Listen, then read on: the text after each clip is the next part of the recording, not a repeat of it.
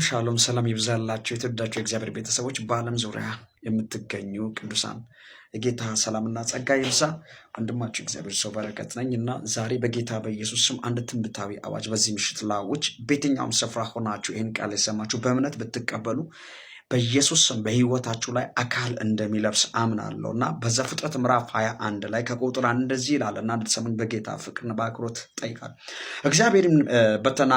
እግዚአብሔርም በተናገረው መሰረት ሳራን አሰባት፣ የገባውንም ተስፋ ፈጸመላት። ሳራም ጸነሰች፣ ልክ እግዚአብሔር ወይም ኤልሆም ባለው ጊዜ ለአብርሃም ወንድ ልጅ ወለደችለት። ሃሌሉያ!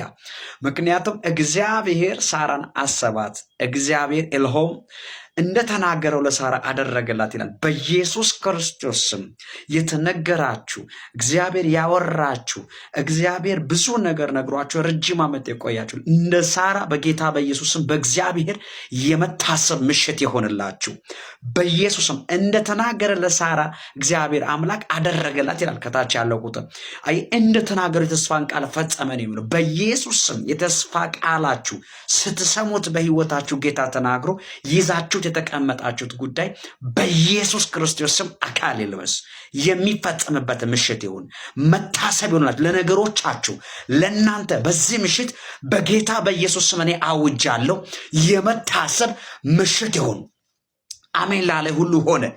አሜን ላለ ለተቀበለ ሁሉ ለሚያምን ሁሉ ይሄ ቃል በኢየሱስ ክርስቶስ ስም አካል ለበሰ። ተባረኩ። ወዳችኋለሁ።